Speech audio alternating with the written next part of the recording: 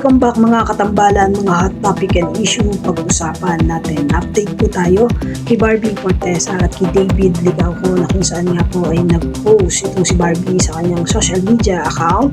At ito nga po ay ang ginawa nilang pagtakbo ng ka-breathless na si Caroline. Makikita naman doon sa mga photo na kung saan ay sinare nito si Barbie sa kanyang social media account at may caption pa nga po na I'm so proud of you, me, 5K nga oh.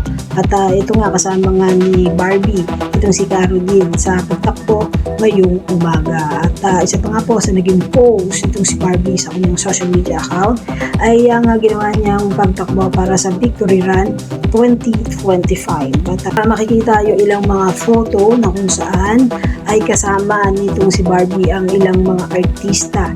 At makikita rin na habang tumatakbo itong si Barbie ay ini-interview naman ni Rendon na talaga namang game na game itong si Barbie sa ginawang interview ni Rendon sa kanya. At ang pagtakbo nga po nitong si Barbie para po doon sa Victory Run 2025 ay para doon sa Save the Children at sa PAW na kung saan nga po ay itong si Barbie ay ang ambassador ng Save the Children. At ito naman po si David Licauco ay nag-share naman ng photo at ito nga po ay ang picture nila kasama ang Licauco family. Makikita naman kay David yung husay nitong si David naman para po doon sa nalalapit na series nila ni Julian Wards na Never Say Die na talaga namang bagong David Licauco yung makikita pagdating sa action. At yan po yung mga update natin ngayon kay Barbie at kay David. Kayo mga katambalan, ano ang masasabi nyo? Comment lang sa comment section at pag-usapan natin.